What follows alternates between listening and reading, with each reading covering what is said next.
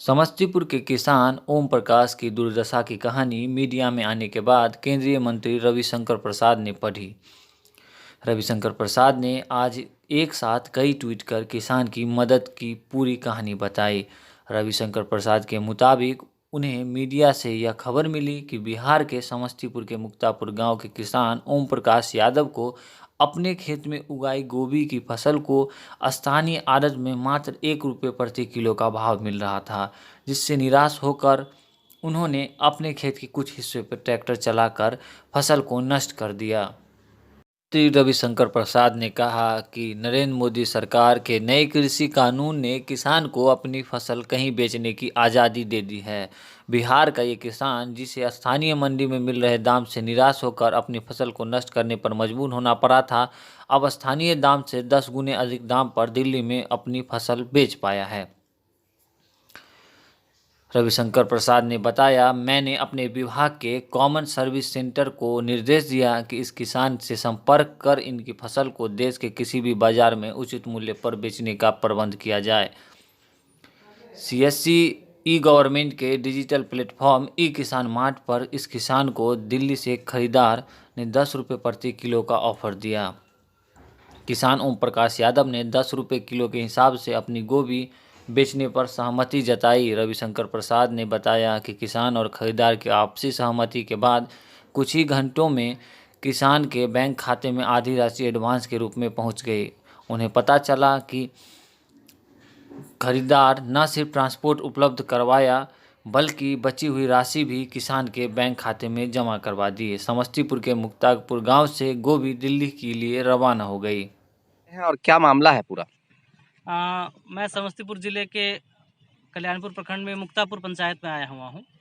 यहाँ पे हमारे एक किसान हैं जी, ओम प्रकाश जी।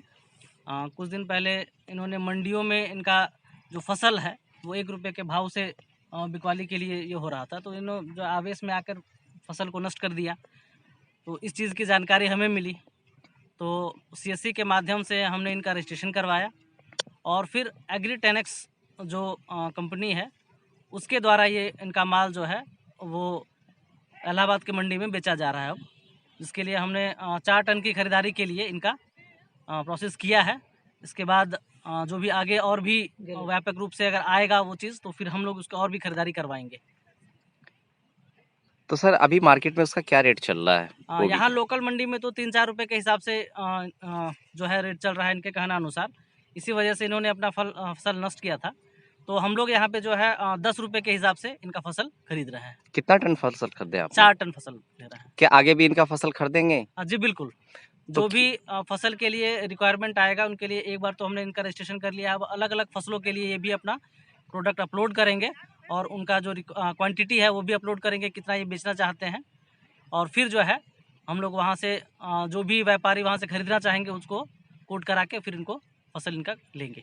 सर जो किसान और भी कुछ किसान हैं उनके बारे में क्या कहना है? वो किस तरह से आपसे संपर्क करें और आपके यहाँ रजिस्ट्रेशन करें, उसके बारे में बताना चाहें? देखिए, वसुधा केंद्र के माध्यम से चूँकि हो रहा है और वसुधा केंद्र के वेबसाइट पे जो है ये चीज़ अवेलेबल है, तो ये लोग वहाँ से संपर्क करके अपना रजिस्ट्रेशन करवा के और फसल को जो है उस पर बेच सकते हैं। क्या नाम हुआ सर? मेरा नाम विक्रम कुमार शर्मा, सीएससी जिला प्रबंधक समस्तीपुर। जी बताएंगे कि आज सरकारी मुलाजिम आपके दरवाजे पे आए हैं, क्या मामला है? मामला कुछ चैनल के द्वारा जो हमने 4.5 बीघा फसल नष्ट किए थे, तो वो चैनल पर चला, तो इसी के संदर्भ में सरकारी लोग आए हुए हैं घर पे। क्या करने के लिए आए हुए हैं आपसे? वो हमसे बात कर रहे हैं कि जो नष्ट कर दिए, जो बचा हुआ है वो माल हमें चाहिए। तो बताएंगे आप कि आपका कितना टन माल यहाँ अभी खरीदा जा रहा है? ये हमसे 4 टन माल खरीद रहे हैं। क्या रेट में आपसे माल खरीदा 10 है? रुपया में खरीद रहे हैं। क्या चीज़ है आपके पास? गोभी। इससे पहले आपने कितना बीघे की गोभी को नष्ट किए थे? 4.5 बीघा का नष्ट किए थे। कितना की लागत की थी वो? लगभग 4 लाख रुपया। तो कहीं ना कहीं थोड़ी राहत तो महसूस हो रही है आपको? जी, थोड़ी राहत तो महसूस हो रही है। कहाँ से आए हुए हैं ये लोग? ये लोग आए हुए हैं CAC वसुधा केंद्र के द्वारा आपका माल खरीदने के लिए? जी जी। क्या रजिस्ट्रेशन वगैरह हो गया है? जी जी, रजिस्ट्रेशन वगैरह सब कल हो गया। क्या नाम हुआ आपका? ओम प्रकाश यादव।